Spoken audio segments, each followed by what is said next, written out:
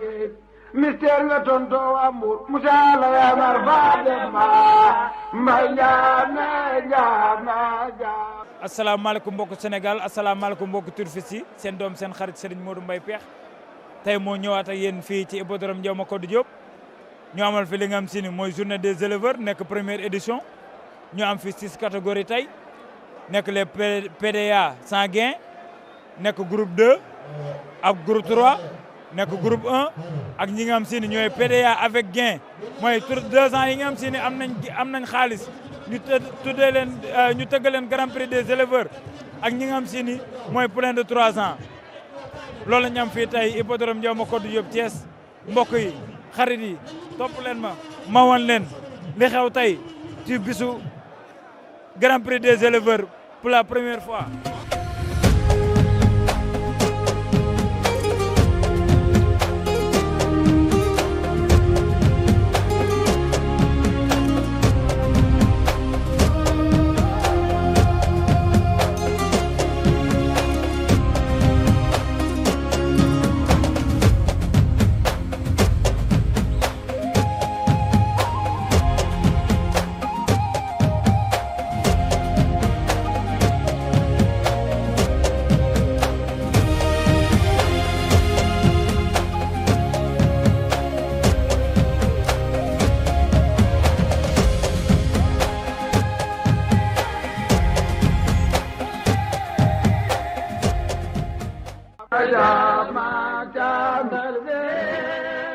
aja mi ngi noonu takk nañ première course bi nekk les poulains de 2 ans sans gain ñoom nag 21 partants lañ war a daw ci distance 1200 mètres numéro 1 nekk Diagne Aye bu Mañang Diagne numéro 2 nekk Latir bu Karim Diop numéro 3 nekk Demelat Soukabe bu Maguette Fall numéro 4 nekk Missi bu Lat Diop numéro 5 nekk Adja Tabou Ndiaye bu Pape Ngoy Ndiaye numéro 6 nekk Waxu Buur bu Sidi Ndaw numéro 7 nekk Boy Tëngéej bu Sidi Ndaw numéro 8 nekk Am Tour bu professeur Sakhir Thiam numéro 9 nekk Tiit de Sefit bu professeur Sakhir Thiam numéro 10 nekk Nasir bu Major Diak numéro 11 nekk Ndeye Khady Samb bu Khadim Gueye numéro 12 nekk Mama Fa bu Cheikh Ndiouk numéro 13 nekk Grand Magal 2 bu Ahmadou Bamba Samb numéro 14 nekk Malen bu Moustapha Bao numéro 15 nekk Prési bu Idrissa Niang numéro 16 nekk Bolob Ndoukoumane bu As Ndaw Ndoukoumane numéro 17 nekk Aram Fall bu Aline Seck numéro 18 nekk Anor bu Adama Bao numéro 19 nekk Rama Diallo bu Malick Mbarka Mbore numéro 20 nekk Fatou Gueye bu Malick Mbarka Mbore et numéro 21 nekk Kingsem bu Pape Bara Diakhaté loolu mooy 21 partants yi nga xam si ñoo war a daw distance 1200 mètres nekk les PDA sans gain bu ñu nee PDA sans gain nag mooy fas yi nga xam si ñoo am ñaari at amuñu xaalis ñoom lañ tëggal nii pour ku ci nekk sa entraîneur mën a am lu mu yóbbu këram. Départ bi jóg na les poulains de 2 ans sans gain les poulains de 2 ans sans gain ki ñëw ci kanam mooy Anor moo ñëw ci kanam. Anor ñëw na ci kanam ñoom 1200 mètres la ñuy daw 21 partants la ñu Anor ñëw na ci kanam Anor moo ñëw moo ànd ak Adja Tabou Gueye Anor deuxième position première position Adja Tabou Anor ñëw na deuxième position troisième position ki fa nekk mooy Tiit de Sefit moo nekk troisième position am nañ 600 mètres Anor yéeg na ci kaw Anor jaar na ci kaw Anor moo ne ci kanam Anor moo ne ci kanam ba léegi Anor moo ne ci kanam Rako expert comptable la ñu ngi tourné ci touralu 800 mètres bi Demelat Soukabe ñëw na deuxième position tourné nañ ci 200 mètres bi Anor génn na Anor yokku na distance bi Rako expert comptable la Anor génn na Rako expert comptable la Anor génn na deuxième Malen 4 troisième Tiit de Sefit troisième Am Tour laa ilaaha illallaah 2 ans yaa ngi noonu Anor raw na Tanor moo raw ayca mi ngi noonu takk nañ deuxième course bi nekk groupe 2 nekk 10 partants war a daw ci distance su 2200 mètres numéro 1 nekk Ndamel ma jaxeer bu Babacar Mbagnick Fall numéro 2 nekk Piacenza bu Caroline Thiam numéro 3 nekk Lam Toro bu professeur Sakhir Thiam numéro 4 nekk Ndindi bu El Hadji Fallou Ndiaye numéro 5 nekk Béti bu Moustapha Bao numéro 6 nekk Naxe Fall bu Mouhamed Fall numéro 7 nekk Misaan bu Sidi Ndaw numéro 8 nekk Lat Fatim bu Iba Tamsir Bao numéro 9 nekk Diofior bu Adama Bao et numéro 10 nekk Damel Massamba bu Adama Bao loolu nag mooy 10 partants yi nga xam si ñoo war a daw. Top, c'est parti pour la deuxième course réservée au groupe 2 sur une distance de 1200 mètres avec un excellent départ de Misaan suivi de Lat Fatim fas yaa ngi noonu Lat Fatim génn na ànd ak Misaan génn na ànd ak Lat Fatim troisième position Damel Massamba quatrième position Lam Toro cinquième position Piacenza Misaan génn na ànd ak Lat Fatim Misaan génn na ànd ak Lat Fatim Misaan génn na ànd ak Lat Fatim Misaan génn na ànd ak Lat Fatim Misaan génn na ànd ak Lat Fatim groupe 2 baa ngi noonu waaye gis naa Ndindi gis Piacenza gis Damel Massamba gis na Xafal gis Béti gis ki nga xam si ni mooy Diofior waaye Misaan a génn ba léegi Baye Serigne. waaye gis nga xel wi ak Misaan rombe fii ak ki nga xamante ni mooy Lat Fatim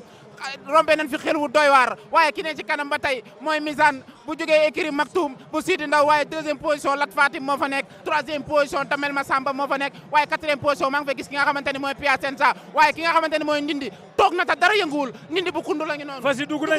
yi dugg nañ Sangomar Misaan moo génn ba léegi ànd ak Lat Fatim am nañ 1000 mètres mu dese leen 1200 mètres Misaan génn na Piacenza ñëw na troisième position remplace Damel Massamba waaye Ndindee ngi def avancement Ndindi ànd na ak Diofior Lat Fatim génn na Diofior ñëw na waaye Béti jaar na triple aras Naxe Fall jaar na triple aras Lat Fatim Misaan Ndindi génn na ànd na Piacenza waaye Diofior ñëw na Naxe Fall ñëw na Damel Massamba ñëw na Ndindi génn na. kon moom tey course bi dafa bari tactique bari calcul ndax boo gisee ni ñuy génnante nga xam ni tey course bi dafa bari tactique waaye ki nga xamante ni mooy Ndindi bu kundu génn na deuxième position Piacenza moo fa nekk troisième position. dawal nañ Piacenza ci kaw waaye dawal nañ Naxe Fall daxal Piacenza dawalaat Misaan Ndindi moo génn ba léegi Ndindi Piacenza Naxe Fall Ndindi Piacenza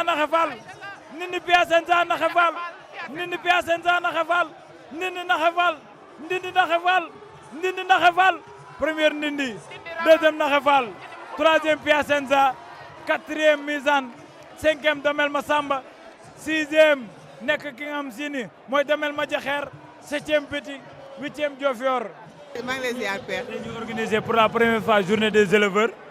ñëw fii Hippodrome Ndiaw Macodou Diop lan nga nu mën a wax ci bés bi. waaw Père maa ngi lay nuyu di la ziar bu baax di kontaan ci journée bi parce que tout le temps promoteurs yi ñu ngi dox ci li nga xamante ne nii mooy ay initiative parce que tey dañu gis ñu boole li nga xamante ne mooy fas ak xar ci biir hippodrome bi donc ñi yor fas yi. am ñoo xam ne ay éleveurs la ñu exposé en même temps mu nekk initiative bu rafet macha allah. biñ ñëwee démb gis nañ leen ci biir foire bi ñu gis ngeen ci def liggéey bu am solo lan moo waral loolu. bon li waxal loolu du lenn lu dul dañoo bëgg a wane suñu touche rek ci au milieu des courses hippiques comme ni nga ko laajee Khadija léegi ñu ngi def tey grand prix des éleveurs muy la nga xam ne comme au niveau des chevaux ak xar yi ñu ngi def amélioration de la race muy ci xar yeeg ñu gis fa ay xar yu rafet ya nga xam ne vraiment ay xar yu mucc ayib lañ. muy la nga xam ne day travailler élevage du Sénégal di ko jëmale kanam ak aussi bu fas yi tamit vraiment ñu exposé woon nag ñun les Linguères du Galop vraiment ñi nga xam ne di dox ci wàllu ba tey élevage ak nu ñu ñongalee fas nuñ ko amélioré ak nuñ ñu gën a respecté fas looloo gën a jóg bien-être animal ñun moo ñu tax a jóg ñun en tant que association jigéen ñi ba tax na looloo ñu indi woon ci foire bi pour ñu gën a dëggal suñu bopp aussi jaay suñuy article pour jàppale aussi néew di doole yeeg yooyu. colonel nuyu naa la lan moo waraloon sa teewaay tey. jërëjëf tey donc ñu ngi teew fii ci turu mon cher le ministre Cheikh Oumar Ba, ministre de l'Agriculture, de la Souveraineté alimentaire et de l'Élevage, et également au nom du ministre Ousmane Diagne, auprès du ministre de l'Agriculture, de la Souveraineté alimentaire et de l'Élevage, chargé de l'élevage,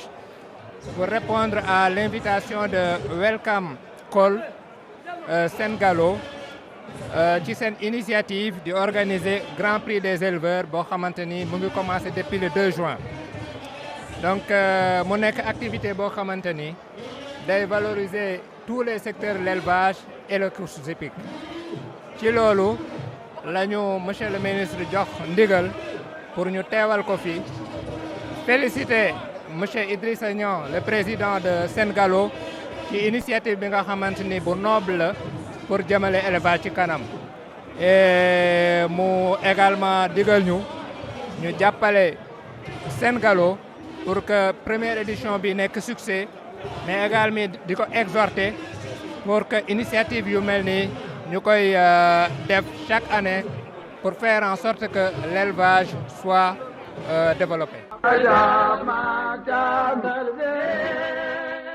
ayca mi ngi noonu takk nañ li nga xam si ne mooy 3e course nekk groupe 3 nekk 22 partants war a daw ci distance su 2200 mètres. numéro 1 nekk Madina bu Ale Diagne, numéro 2 nekk professeur Sakhir Thiam bu Ibrahima Ka, numéro 3 nekk Mam Ngone bu madame Mbaye Gueye bu maître Mbaye Gueye, numéro 4 nekk Bour Ndiambour bu Awseer Ndiaye, numéro 5 nekk Awseer Degen Tanor bu Nday Awseer Ndiaye, numéro 6 nekk Damel Makhouredio Koli bu Babacar Mbagnick Fall, numéro 7 nekk Bamor la Soukabe bu El Hadj Salif Diène, numéro 8 nekk Amichou bu El Hadj Salif Diène, numéro 9 nekk Machallah 6 bu Aline Fall,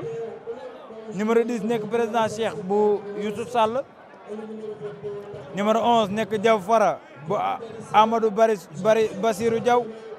numéro 12 nekk Damel Biram Mbenda Cilor bu Sidi Ndaw, numéro 13 nekk Jambar ji bu professeur Sakhir Thiam, numéro 14 nekk Ramadan 7 bu Mbaye Diène Mbaye, numéro 15 nekk Soukourane bu Aline Diouk, numéro 16 nekk Prince Mati bu Amadou Bamba Samb, numéro 17 nekk Ami Fall bu Abdoulaye Diakhaté, numéro 18 nekk Kabir bu Serif Ba, numéro 19 nekk Dadi bu Dam Bawo, numéro 20 nekk Las Palmas bu Iba Tamsir Bawo, numéro 21 nekk Mara ex Sini Dieng bu Omar Bawo Junior, et numéro 22 nekk Taxwa bu Ndiogu Bari Sow. loolu mooy 3e course bi nekk groupe 3 war a daw ci distance 2200 mètres. ayca mi ngi noonu groupe 3 bi jug nañ groupe 3 bi jug nañ ki génn mooy Ami Fall, def na ko ni mu ko daan defee, waaye tey Madina teel naa ñëw ci kanam. Ami Fall moo génn ànd ak Las Palmas, ànd ak Soukourane, ànd ak Damel Biram Mbend Cilor. Ami Fall génn ànd ak Las Palmas remplacé na Ami Fall. tourné nañ tournalu professeur Sakhir Thiam. groupe 3 baa ngi noonu. Ami Fall génn na ànd ak Las Palmas, 2e position 3e position Soukourane, 4e position ki fa nekk mooy jàmbaar ji, waaye Madina tey daa teel a pointé si. Ami Fall génn na ba léegi Baye Serigne. Ami Fall moo génn bu sunu baay Ablaye Awi ba Jaxate. 2e position Las Palmas moo fa nekk, 3e position ki nga xamante ne mooy Soukourane bu écurie Walo moo fa nekk, waaye ki nga xamante ne mooy Madina dóor nañ ko mu lunju moo jiite li nga xamante ne mooy 2e peloton bi, waaye avancé na seen kaw. Madina ñëw na 2e position Las Palmas, 1e position ki fa nekk Ami Fall la ba tey, waaye ñi si des def nañ mbalaanum jàmm jóg. waaye am na joke bu daanu, am nañ 1000 mètres léegi mu dese leen 1200 mètres. Ami Fall moo génn 2e position Las Palmas, waaye Madina def na avancement ànd ak Soukourane, ànd ak Damel Biram Mbend Cilor. ànd nag Damel Biram Mbend Cilor, waaye sëñ Modou fi mu toll nii nag fas yi dañuy waxtaan. ku ne di négocier noo génne, waaye ki nu jiital mooy Soukourane bu écurie Walo. 2e position Ami Fall moo fa nekk, Mon Ndiaye Gadiaga l'international moo ko war. 3e position Madina bu Ale Diagne moo fa nekk. waaye Mara ngi wut fu mu jaar. tourné nañ tournal professeur Thiam ki génn nag mooy Soukourane.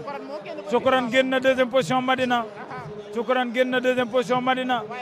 Soukourane génn na 2e position Madina. Soukourane génn na 2e position Madina. waaye dawal nañ Baye Mor la Soukabe. dawal nañu Baye Mor la Soukabe.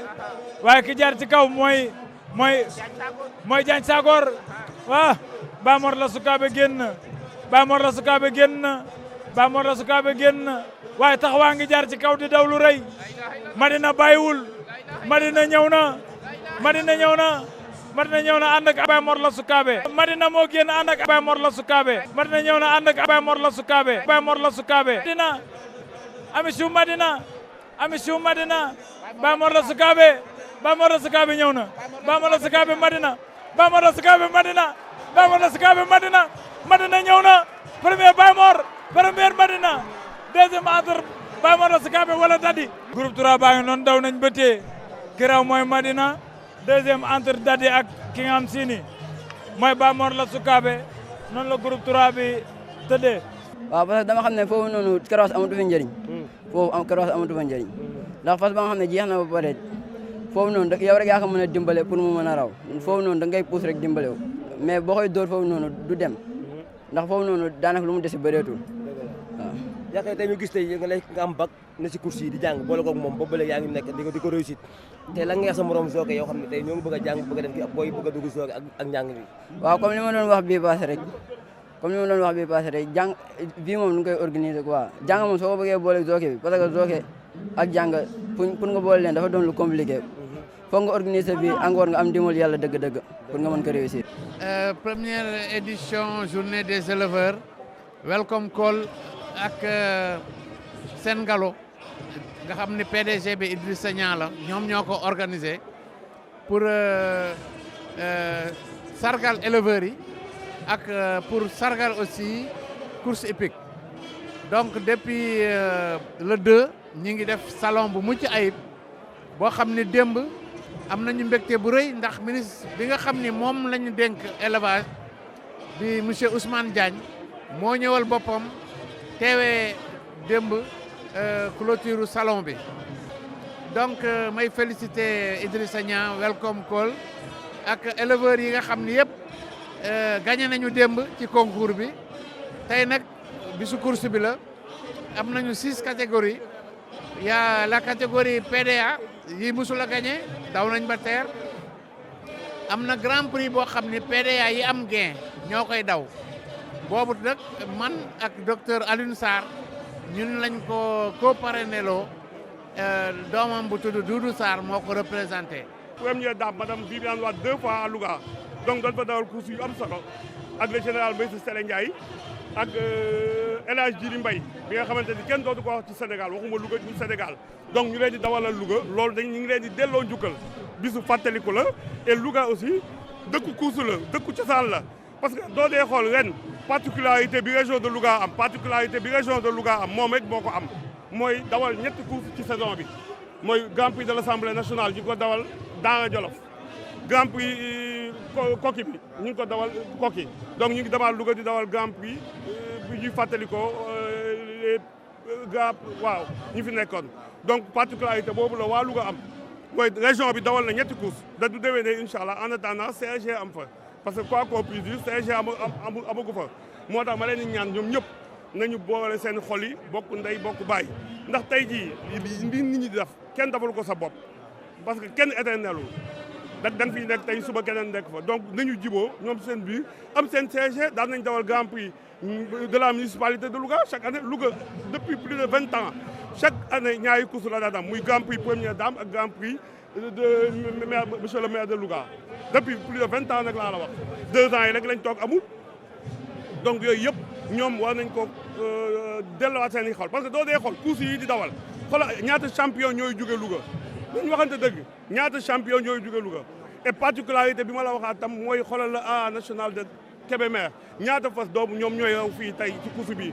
Daara Jolof ñaata fas ñoo fay raw au passage ñuy remercier tam suñu directeur des équidés Alphonse ak le colonel des Bao qui est directeur du A national parce que liggéey bu am solo ñu ngi koy def ci course parce que comme li ma la wax tant que amoo la matière mooy fas yi mënoo dawal course donc moo tax Papis mi am initiative bi dawal Grand Prix des éleveurs ñu ngi ko ci sant di ko gërëm di remercier ñëpp nag.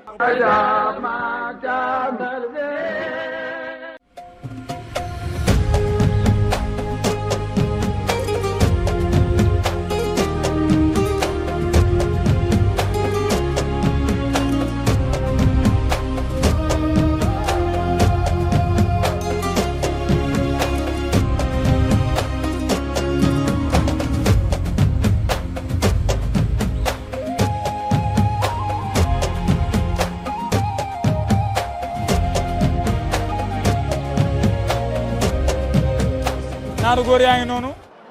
2200 mètres ñoom nag 8 partants lañ numéro 1 nekk Jamono bu Aram Sarr numéro 2 nekk Zarak bu Moustapha Hachem numéro 3 nekk Ndamli bu professeur Sakhir Thiam numéro 4 nekk Moubarak bu Assane Diouk numéro 5 nekk Yugul Bour bu Sidi Ndaw numéro 6 nekk Tawfeex bu Omar Bawo Junior numéro 7 nekk Kikan la bu Adama Bawo et numéro 8 nekk Amul Tour bu Abdoulaye Kourbari ah naaru góor yi génn nañ naaru góor yi génn nañ naaru góor yi génn nañ naaru góor yi génn nañ naaru góor yi génn nañ Moubarak génn na ci kanam ànd ak Kikan la ànd ak Yugul Bour ànd ak Ndamli ànd ak Amul Tour ànd ak Amul Tour Moubarak génn na ànd ak Kikan la Moubarak génn na ànd ak Kikan la ànd ak Yugul Bour Moubarak génn na ànd ak Kikan la Moubarak génn na ànd ak Kikan la première position Moubarak deuxième position Kikan la troisième position Yugul Bour quatrième position Ndamli cinquième position Tawfeex sixième position Amul Tour septième position Zarak huitième position Jamono naaru góor yaa ngi noonu Moubarak moo génn ba léegi di laax génn Moubarak moo génn ba léegi Moubarak moo génn ànd ak Kikan la Tawfeex mi ngi def avancement Tawfeex mi ngi def avancement Tawfeex mi ngi def avancement Tawfeex mi ngi def avancement ñëw na quatrième position Tawfeex mi ngi def avancement ñëw na quatrième position Tawfeex mi ngi def avancement ñëw na troisième position Kikan la génn na Kikan la moo génn ba léegi Kikan la moo génn ba léegi ànd ak Moubarak ànd ak Tawfeex Kikan la génn na Kikan la génn na ànd ak Tawfeex Kikan la génn na Kikan la génn na Kikan la génn na Kikan la génn na ànd ak Yugul Bour ànd ak Moubarak ànd ak Tawfeex ànd ak Ndamli Amul Tour jaar na triple aras Amul Tour jaar na triple aras Amul Tour jaar na triple aras Amul Tour jaar na triple aras Amul Tour jaar na triple aras waaye ki génn ba léegi mooy Kikan la ki génn ba léegi mooy Kikan la ki génn ba léegi mooy Kikan la ki génn ba léegi mooy Kikan la ki génn ba léegi mooy Kikan la Kikan la génn na Kikan la génn na jaar ci kaw Kikan la génn na jaar ci kaw Yugul Bour ñëw na Yugul Bour ñëw na Tawfeex déclenché na Tawfeex déclenché na Tawfeex déclenché na Ndamli ñëw na Ndamli ñëw na Ndamli Kikan la Ndamli ñëw na Ndamli Yugul Bour Ndamli Yugul Bour Yugul Bour jaar na ci kaw Ndamli ñëw na Ndamli ñëw na ànd ak Kikan la Ndamli ñëw na ànd ak Kikan la Kikan la Yugul Bour Kikan la Yugul Bour Kikan la Yugul Bour Kikan la Yugul Bour Kikan la Yugul Bour Ndamli Kikan la Yugul Bour Ndamli Kikan la Yugul Bour Ndamli Kikan la Yugul Bour Ndamli Kikan la Yugul Bour Ndamli Kikan la Yugul Bour Ndamli Kikan la Yugul Bour Ndamli Kikan la Yugul Bour Ndamli premier Yugul Bour deuxième Ndamli troisième Kikan la quatrième Amul Tour cinquième Moubarak sixième Tawfeex naaru góor yaa ngi noonu naaru góor yaa ngi noonu daw nañ ba teer naaru góor yaa ngi noonu daw nañ ba teer kiraw mooy Yugul Bour deuxième Ndamli troisième Kikan la quatrième Amul Tour cinquième Moubarak sixième Tawfeex ndax mën nañoo xam ban façon rawante nga rawante tey. waaw Ali gannaaw bañ sant yàlla julli si yonent bi sant suñu ñaari waajur baax a baax Ali maanaam man dama jàpp ne rawante rek la amul 1000 mètres amul 2200 mètres amul 2150 mètres man boog nu lay rawante si course bu mu doon war 2 ans damay jàpp ne fa jëpp yam ba keroog ma lay raw. mais lu waral tey ñu gis ki nga am mooy Kikan la ak Moubarak ànd a xeex Tawfeex ñëw yow ak Mouhamed Gadiaga ngeen toog rek di leen déglu. nee naa ñoom chaque jour dafa am loo xam ne dañ koy réeree ñoom su ma toogee dañuy wax ne dañ koy xeeñ toog bi te man ñoom lu ñu def mën naa leen cee fekk si. mais lu waral ñu dem nga toog. maanaam man xam naa ne fas yu ma war bu dee dara min naa ko xam naa fas yi lu mu capable ak lu mu mën tey même fas bu ñëwoon rom ma billaay walaay al si naka téye ba ndata.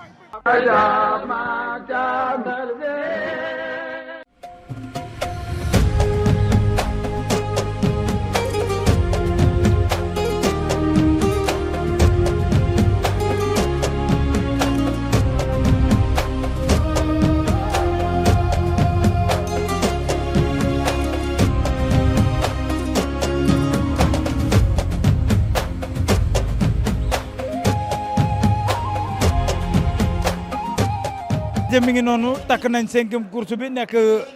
Grand Prix des éleveurs nekk PDA avec gain ñoom nag 14 partants lañ daan daw 1200 mètres tey ñu tëggal leen distance su 1650 mètres ñu nekk 14 partants numéro 1 nekk Neexuleen bu professeur Sakhir Thiam numéro 2 nekk Yaay Jee Ñaa ex Linguère Yacine Kodou Dieng bu Cheikh Tidiane Sy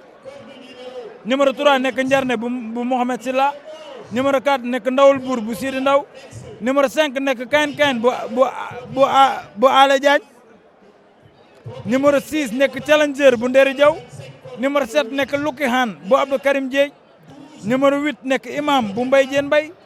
numéro 9 nekk Arif 2 bu Reine Sidi Mouhamed Nia numéro 10 nekk Silence bu Pape Demba Wagne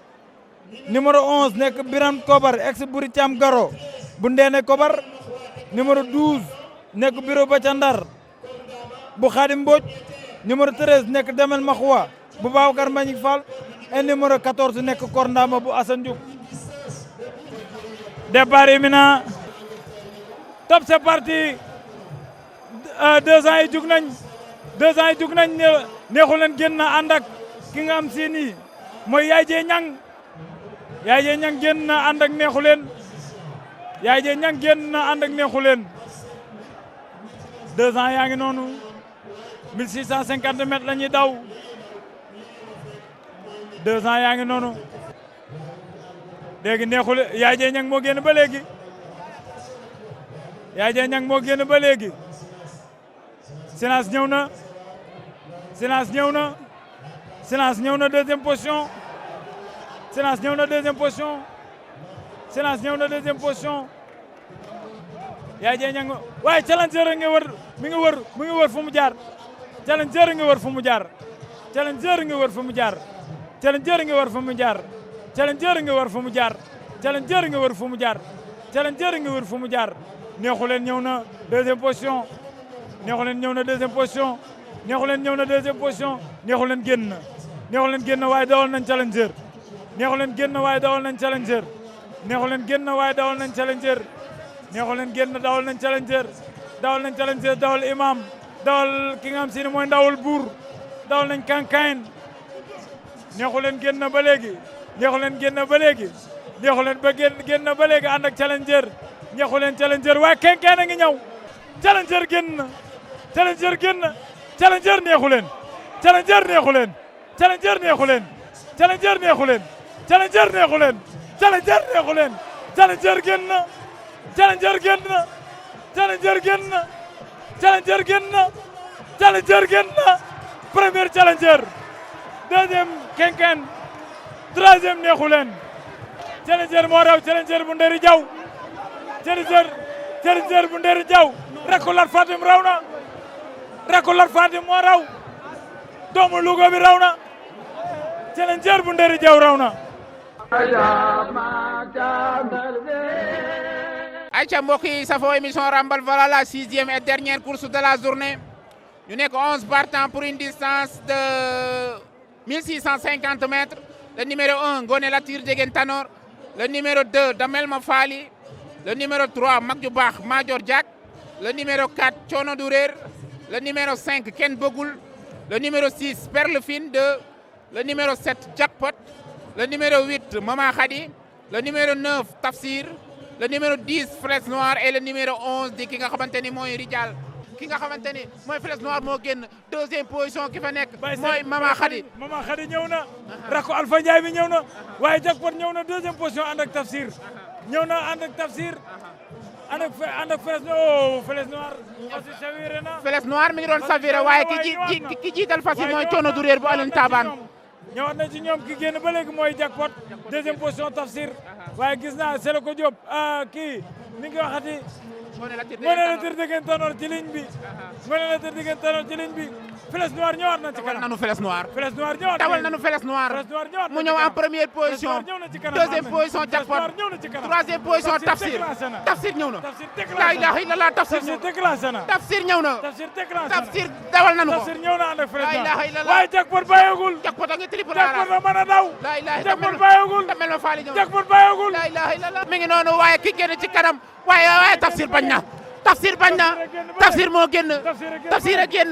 deuxième position Jackpot Tafsir Jackpot attention bi la 200 mètres Tafsir Jackpot attention la ilaha illallah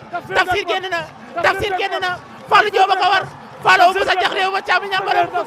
Tafsir raw na deuxième Jackpot troisième le numéro 3 di ki nga xamante ni mooy mag ju baax Major Diak quatrième Damel ma faali ñu leen di jox dig daje ba dimanche ak jàmm ma ñami jama caame ma tëggoog ma tëggaaram ngay sambiri jeeg nga yendoo Fatick xamulaay na sambir bu ñu nga yendoo Ndangaan Basiir nga yendoo Kébémer fis makki nga yendoo Ndar Géej fi salam nu nga tontoo waa dugolo kumbar ko fara ñaan bil fii nga yendoo Jal Joob sanak nga tokkoo waa Ndar Géej mystère nga tontoo waa Mbuur Musaa la yamar faa dem ma mbay njaame njaame njaame.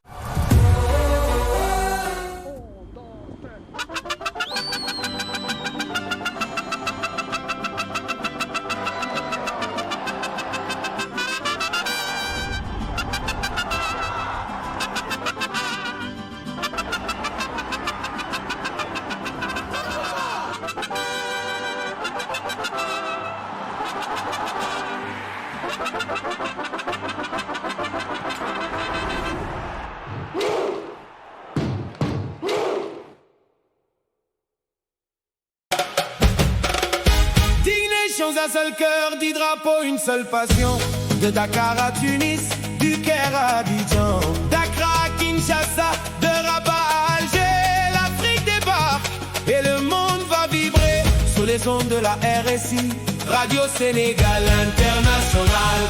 La magie du football s'empare du signal. 1, 2, 3, viva l'Afrique.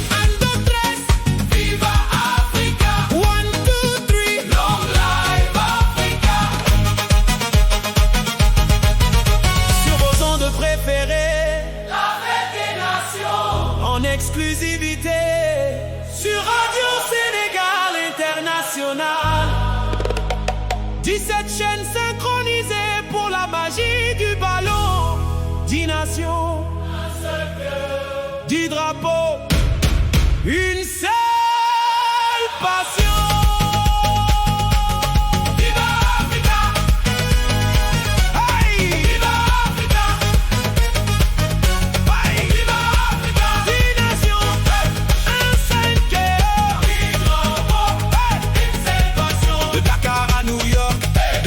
À Montréal, la RSI vous accompagne. Tondara au studio, fait vibrer les ondes. Et Benoît debout dans les stades du monde. Biteye Diata analyse chaque passe. La rédaction veille. Adra Ali Arona, Youssoufa en place. DJ Maxime, Papi et Jacques donnent le tempo. Bonne chance à nos héros. Portez l'Afrique très haut. Le monde vous attend. C'est votre saison. Viva l'Afrique, un, deux, stress, viva Africa. 1, 2, 3, long live Africa. Olé, olé, olé. 10 nations, une même passion, on s'en fout. Hey. Olé, olé,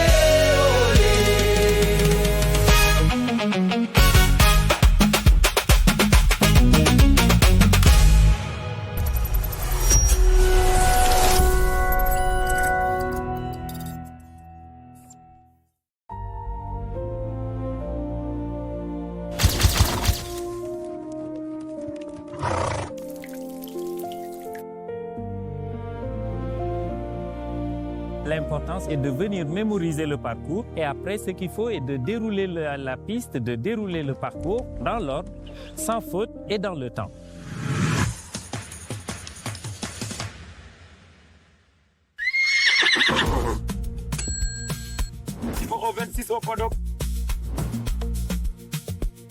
J'ai commencé à faire de l'équitation depuis que j'ai l'âge de 4 ans. C'est mon père qui a commencé, depuis qu'il est tout petit, il monte. Et c'est lui qui m'a initiée à ce sport. Et j'ai continué parce que, en fait, rester proche des chevaux, ils sont très, très doux au quotidien. C'est quelque chose de... Je vis cette passion depuis que je suis jeune. Et j'adore passer du temps avec eux. Bravo à Eden Kazoul. On a une cavalière qui est très talentueuse, un jeune espoir du Sénégal et de l'équitation sénégalaise, donc Eden Kazoul. Elle monte depuis son plus jeune âge. Son père est cavalier, elle est vraiment dans une famille de cavaliers et donc elle a été bercée dans l'équitation. Parce qu'il obéit aux mêmes exigences médicales que l'athlète humain. Donc il y a l'ossature, il y a la musculature et puis il y a le besoin aussi de le rendre performant par rapport à sa constitution, à sa santé. C'est justement aussi grâce à mes coachs, le fait que je sois initiée à la connexion avec le cheval, pouvoir partager quelque chose avec un animal qui ne parle pas notre langue, qui est complètement l'opposé de nous. Ma jument, avant d'être à moi, elle était à mon père. Il l'a achetée quand elle avait 2 ans. Et depuis à peu près 2 ans, c'est moi qui la monte en compétition au Sénégal. En tout cas, on est en train de la préparer au mieux, que ce soit au club, techniquement et aussi théoriquement. Donc on la prépare au mieux pour qu'elle puisse apporter une médaille au Sénégal et à l'Afrique. Oui, alors j'ai participé à plusieurs compétitions ici au Sénégal et il y en a 2 qui m'ont particulièrement marqué. C'est les qualifications des World Jumping Challenge quand j'ai réussi à avoir mon certificat de capacité et les championnats individuels de l'année dernière où j'ai participé à l'épreuve junior et que j'ai gagné cette épreuve avec ma jument. Et la coupe des clubs par équipe que j'ai aussi gagnée. Ce sport représente beaucoup pour moi. Et quand je fais, ça me procure du plaisir. C'est un sport complet et c'est un sport aussi qui rassemble beaucoup de gens. Les préparations des Jeux Olympiques se passent bien. Il reste encore beaucoup de travail, mais j'espère que ça va venir avant le début de la compétition quand même. Je crois que j'ai un petit coup de pression, mais une fois que je suis sur la piste, j'oublie tout, j'oublie ce qui se passe autour de moi. Et je me concentre sur comment je peux aider mon cheval, comment on peut le faire à 2. Je me sens prête, oui, mais il y a encore beaucoup de travail jusque-là et il faut toujours travailler sans jamais s'arrêter. Participer aux Jeux Olympiques de la jeunesse Dakar 2026, c'est vraiment un accomplissement. Ça marque vraiment un point dans ma vie, dans l'équitation, dans tout ce que j'ai pu accomplir et dans mon progrès. Et ça va vraiment montrer, d'où je viens en fait. C'est un aboutissement, un programme qui date depuis des années et des années. La fédération, elle est née en 1963. Donc aujourd'hui, en 2026, si on nous dit que nous allons organiser les Jeux Olympiques de la jeunesse, c'est une grosse récompense. C'est vraiment l'aboutissement d'un long processus. Nous sommes le 2e pays africain à avoir organisé cette discipline. D'accord ? Et je pense qu'au niveau mondial, la 4e édition, ce sera à Dakar. Donc c'est une aubaine, c'est un honneur. C'est vraiment l'aboutissement de toutes ces années de préparation, d'audit, etc. pour que le Sénégal puisse aujourd'hui montrer sa capacité en termes d'organisation, de management et surtout de préparation pour accueillir le monde du cheval lors de cet événement. Oui, on peut attendre une médaille de ma part. J'espère bien pour les JOJ. J'espère aller très loin pour pouvoir ramener une médaille à mon pays et j'espère en être capable.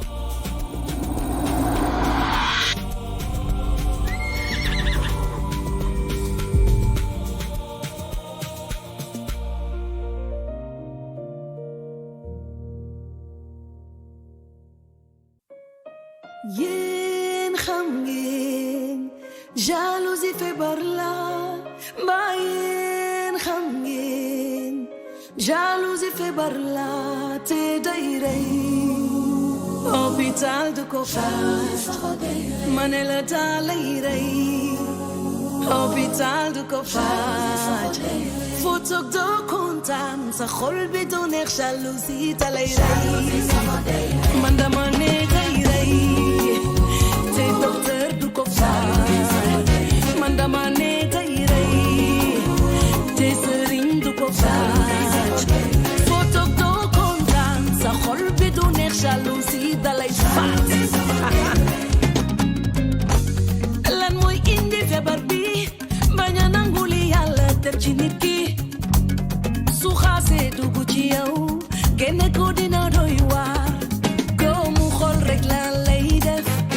su yàggee sa xor dab la ngay mer rek doo xam lan la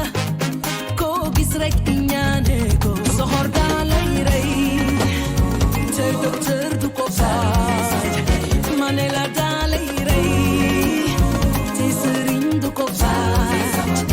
foo toog doo kontaan sa xol jalousie dalay rey ndeke bi maladie moom rek ay lëmbee dégg naa ci mim réew soxor lallu ci xol yi moo tax ñuy dëkkee wax lu ñaaw foo ma seen di mer